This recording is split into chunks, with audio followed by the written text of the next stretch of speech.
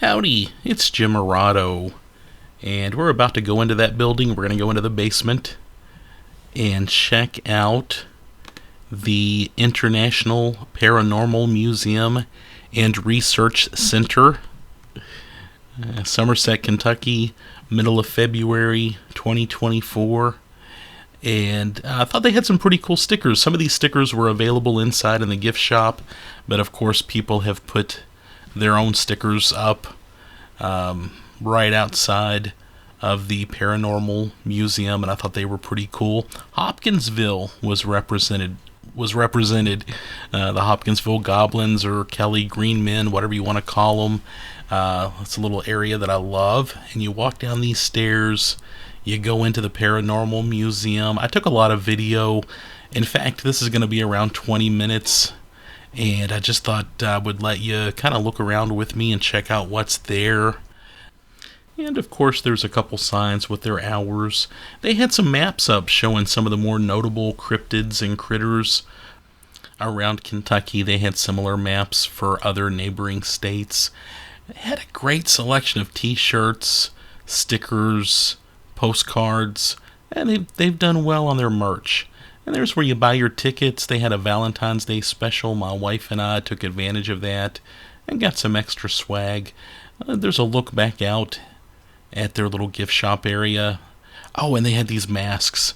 These were $15 each. They were gorgeous. My wife would not let me buy one, but I thought they were great, and I'm glad to see these kind of old school design masks showing back up again. They're something special, and I'm glad they were well stocked with them. Admission, I think it was only $4 to get in, and that was a bargain. This was something that I was excited about it. My expectations were low, though. I'd heard that it was small, and it is small. It's just a few rooms, but they do a whole lot with what they've got. And for the $4 admission and what you get out of that, I was very pleased. And if you're in the Kentucky area, go support them. They're doing something really cool here, and they deserve your support. And they have a sense of humor too. First room you go into is kind of you see some funeral items. There's a casket, some embalming tools, and that was something different. Lots of documents up, a lot of pictures and things like that.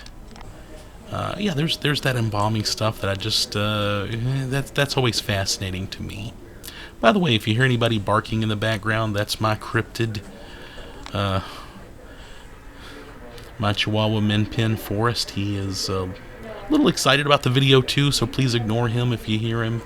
But yeah, check out what they've got.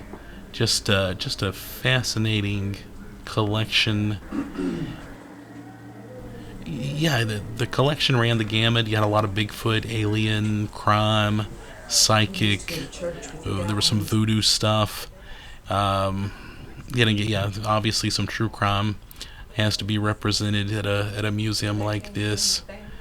And they've got it on the walls. They've got it in cases. And as I pointed out with Hopkinsville, I thought Kentucky was very well represented here. Hopkinsville, of course, they had stuff on Hellier, which is a pretty big deal these days. And by the way, I've tried to watch that in the background. I can read a book, but it's hard for me to watch TV shows. So I haven't followed Hellier as much as I'd like to. I know the people that have put that together. I like them a lot. Met them at Scarefest several years ago, and just appreciate them. They had some dirt from various grave sites. Of course, a cooling table. I'll try to avoid commenting on what you're seeing. You can watch that and just check that out yourself. More stickers. I love stickers. And that's stickers, postcards, patches. Those are the things I always have to get at a place like this. They had a big bookcase, and with your $4 admission, if you're doing some sort of paranormal type research, you can use their books. So you could pay your admission and come in here and hang out, I assume, the whole day, and just enjoy looking through their book collection. And I honestly could see myself doing that sometime in the near future. I've got a pretty good book collection myself, but they definitely had some titles here and just some stuff that I might want to flip through one day. And for $4, yeah, I would totally be okay with that. And you can check out some of the books they have available. And some older stuff up there. They've got some masks. And of course, if you're a paranormal road tripper type, Eastern Kentucky and neighboring West Virginia, those are great areas for that sort of thing. And Somerset, well, you can definitely add Somerset to that list too. If you're going to Point Pleasant, West Virginia, this might be, what, I don't know, 2 or 3 hours away. I need to look at a map. But yeah, it's definitely a place to hit too. Stanley Hotel, that's a site I've not been to. I've been to a lot of weird hotels, but that's one that's big on my list that I haven't gotten to yet. And I appreciated seeing some of their collection from there. They also had some paranormal, Bigfoot, UFO type movies playing. They had several TVs up.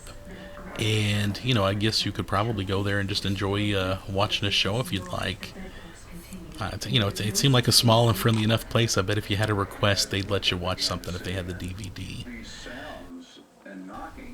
Yeah, they just had a pretty cool collection. Something I noticed about the museum, and it's hard to collect the paranormal when you think about it. I know if I'm traveling, I always get postcards, stickers, patches. It's always cool if you can get some sort of a relic from a place. I know the Lizzie Borden House, they actually sell brick dust on their website. And of course I have some of that myself. But I think relics are pretty cool.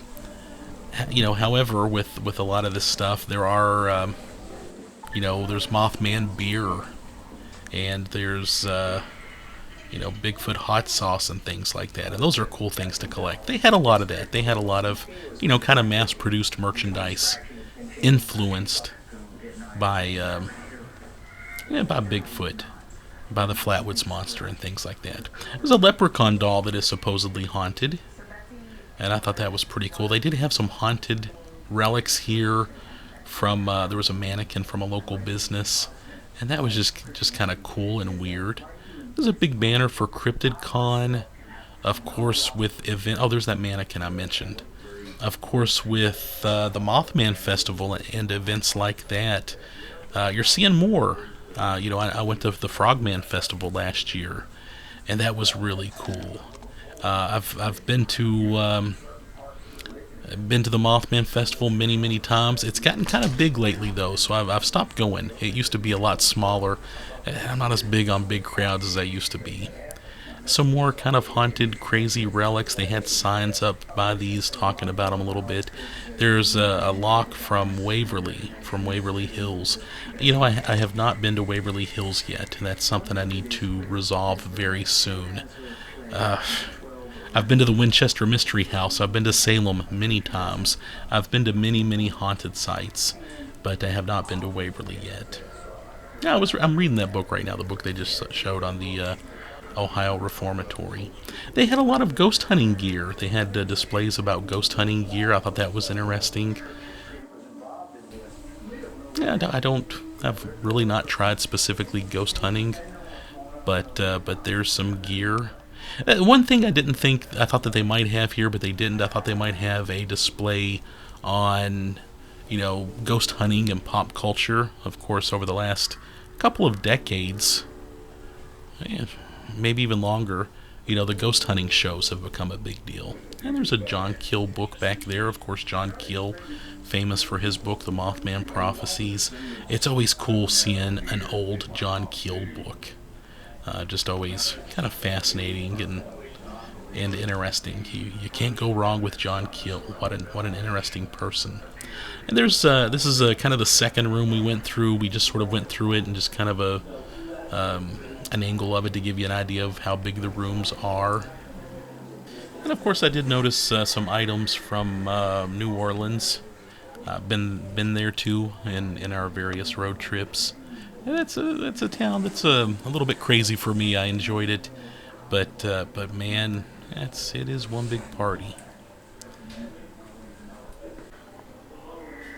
Of course, there's a Dawn of the Dead poster.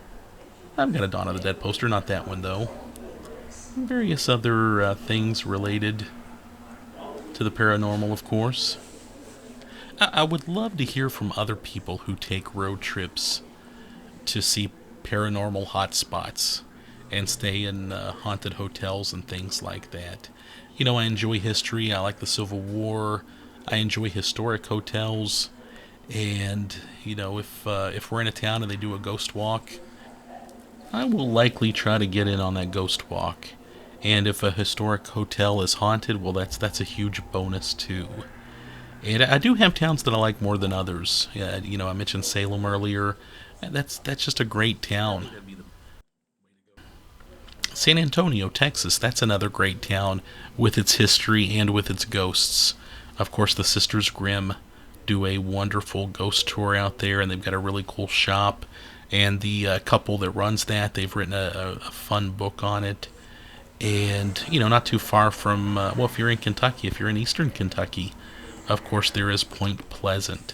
And probably once a year or so, a friend or a new friend will find out that I've been there many times, and they'll ask about taking a road trip, and we'll go. And I think that's a lot of fun. I love going to Point Pleasant. And oh yeah, check out that Kreskin, little Kreskin display. There's a Kreskin board game. I was glad to see some Kreskin stuff here. I thought that was pretty neat. I did mention that I pick up a few items here and there.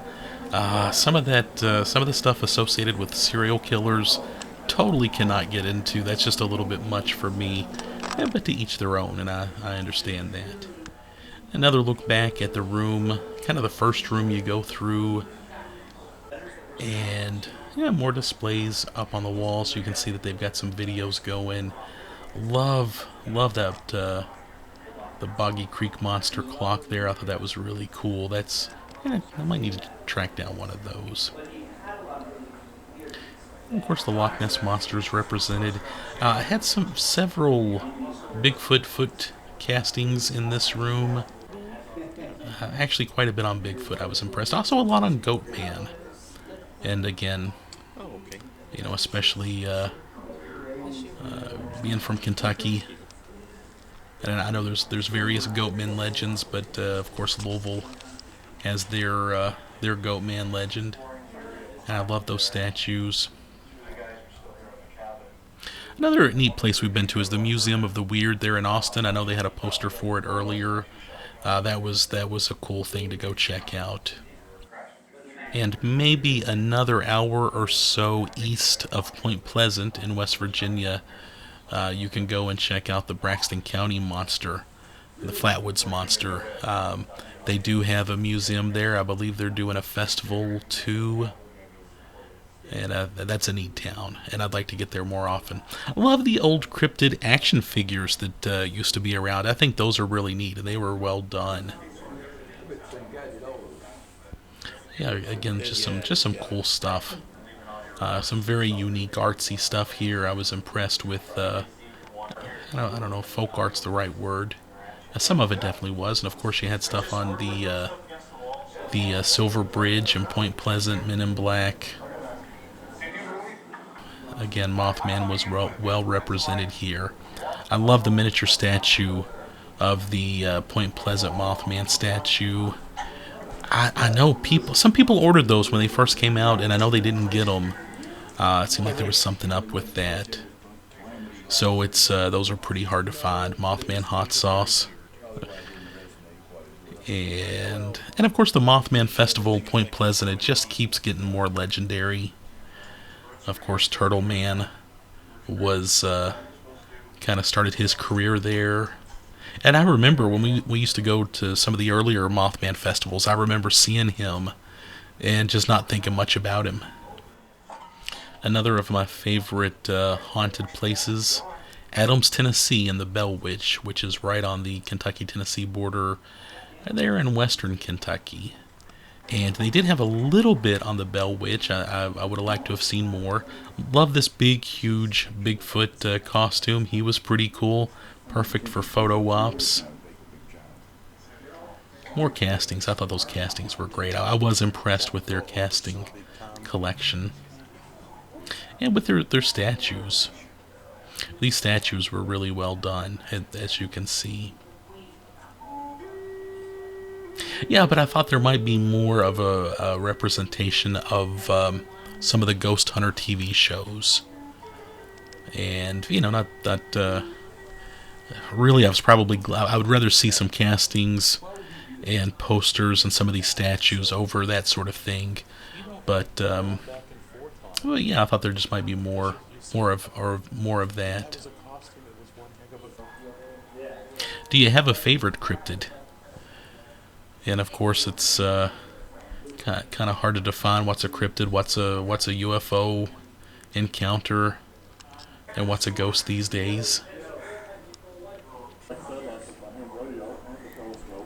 Yeah, they had a whole corner dedicated to Hellier with this case and all, and of course, yeah, some kind of connections to this area too. I talked to the lady that was running the place, and she mentioned that some of the more interesting sites in the Somerset area that you might want to see have basically been closed off to the public. But yeah, I was thinking in Kentucky, or in close to Kentucky, there's the Kelly Little Green Men Festival. I think that's what they call it. Down near Hopkinsville, like I guess with the Hopkinsville Goblins. Of course, Mothman Festival is just right over, about an hour and a half over the border in West Virginia. There is a Bell Witch Festival, I think throughout September and October. I put up a video about that not too long ago, and that's Adams, Tennessee, maybe no more than 10 miles across the Kentucky border. By the way, that was incredible, and I can't recommend that enough. There's a cool Kelly Goblin there. And of course, there is a display case with with Braxy there. And there's a poster signed by Travis Walton, I noticed. I thought that was pretty neat. And some more stuff. Again, $4 to get in. They had a lot of cool merchandise. Picked up a t-shirt and a few other little things. I did not get a mask, though. And there's a look at that whole room, just to give you an idea of what it looked like. And they have this kind of old monster room display. This was another room, and I thought it was pretty cool. Check this out.